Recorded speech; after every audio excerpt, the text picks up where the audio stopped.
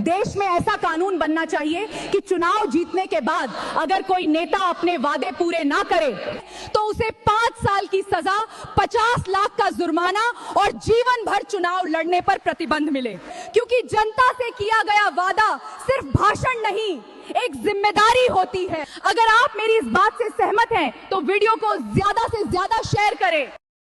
माननीय अध्यक्ष महोदय, 5 किलो राशन लेना हो तो फिंगरप्रिंट, खाद्य सामग्री लेना हो तो फिंगरप्रिंट, पेंशन लेना हो तो फिंगरप्रिंट। जब दुनिया की हर चीज पे फिंगरप्रिंट जरूरी है तो वोट देते समय फिंगरप्रिंट क्यों नहीं? अगर वोट पे भी फिंगरप्रिंट आधारित सिस्टम लागू कर दिया जाए तो वोट चोरी, नकली मतदान और गड़बड़ी खत्म हो जाएगी। अगर आप इस बात से सहमत हैं तो एक लाइक शेयर जरूर करें।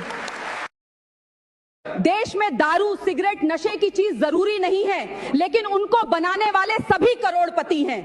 पर अनाज पूरी दुनिया के लिए जरूरी है, पर उस अनाज से सभी का पेट भरने वाला किसान आज भी गरीब है, पिछड़ा हुआ है। पूरी दुनिया में पेट्रोल डीजल की समस्या है, लेकिन इस देश के चमचों की समस्या सिर्फ मोदी है। आपको पता है, अमेरिका, चीन, जर्मनी जैसे देशों में 20% तक कीमतें बढ़ गई, लेकिन भारत में नहीं बढ़े हैं। यही बात चमचों को हजम नहीं हो रही। सरकार को पेट्रोल पंपों की सुरक्षा बढ़ा देनी चाहिए, क्योंकि जो कोयला खा सकते हैं, चारा खा सकते हैं, वो मोदी विरोध में पेट्रोल भी पी सकते हैं। जब देश का बंटवारा धर्म के आधार पर हुआ तो कांग्रेस ने संविधान में सेक्युलर शब्द क्यों जोड़ा? अगर ये देश सेक्युलर है तो इस देश में माइनॉरिटी कमीशन की क्या जरूरत है? अगर इस देश में संविधान लागू है तो पर्सनल लॉ बोर्ड क्यों है? और अगर इस देश में मंदिरों के ऊपर टैक्स लागू है तो चर्च और मस्जिदों में क्यों नहीं? ये सारे कानून कांग्रेस ने क्यों बनाए? भारत जैसा देश आपको कहीं नहीं मिलेगा जहां पर नेता इटली से आते हैं, वोटर बांग्लादेश से, नारे पाकिस्तान के लगाते हैं, 2 बच्चों वाले टैक्स देते हैं, 12 बच्चे वाले सब्सिडी लेते हैं और मूर्ख लोग इन्हें वोट देते हैं।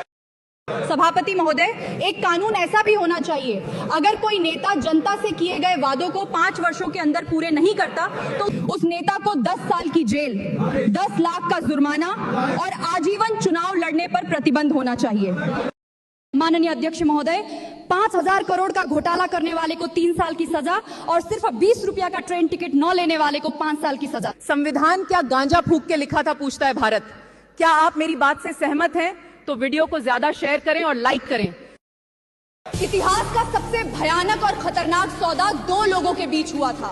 वो सौदा था नेहरू और गांधी के बीच। इस सौदे में नेहरू ने कहा गांधी से, तुम मुझे पंडित बना दो, मैं तुम्हें महात्मा बना दूंगा। ये बात आज तक देश के लोगों को नहीं पता। नेहरू के अंदर एक भी गुण पंडित वाले नहीं थे और ना तो गांधी के अंदर एक भी गुण महात्मा जैसे थे। वो नेहरू जिसने देवर बनने की